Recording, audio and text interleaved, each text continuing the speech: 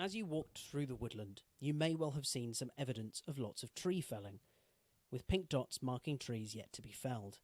This is unfortunately a result of the tree disease ash dieback being present at Bowdown Woods, as is the case for almost all woodlands across the UK and Europe.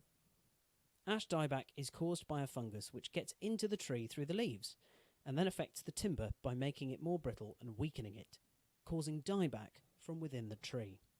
The first signs are when you start to see loss of leaves and new twig growth in the crown of the tree, and that slowly affects more and more of the tree to the point where it will unfortunately die.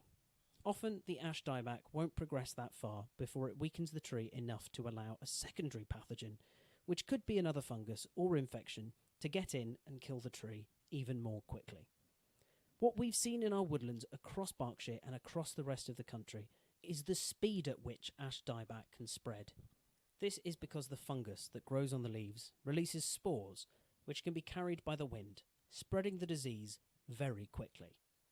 As this is a woodland with public access, it means we have a duty to keep our nature reserves safe for people like yourself visiting them, and that includes making sure that the trees near paths, car parks and roads are all safe.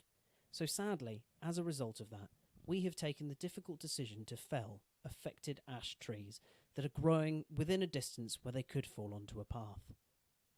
Elsewhere in the woodlands, where ash trees are further from footpaths and there's less of a risk to those people visiting the reserve, we will leave the ash trees standing.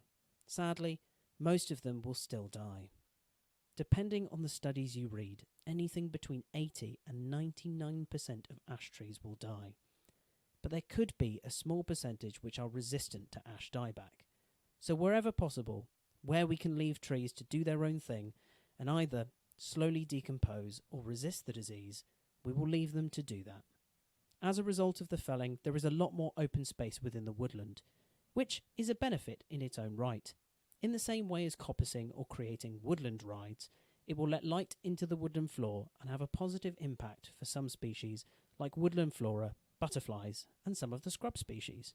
Some of the saplings that will begin to grow back in the open spaces will eventually form new woodland in years to come. So, it's not all bad news. You might see on your route around Bowdown that we've fenced off some areas where we've felled trees. This is to keep the deer out. At Bowdown Woods, we've got roe and muntjac deer. Deers will very quickly find young tree growth and eat it, making it difficult for the new trees to survive and grow into mature ones. We will remove the fencing after a few years, at the point where those saplings have grown to a height where the deer can no longer reach and eat the new growth. Now let's go and see a spot that puts on an impressive floral display in the height of spring and is another good spot to see butterflies.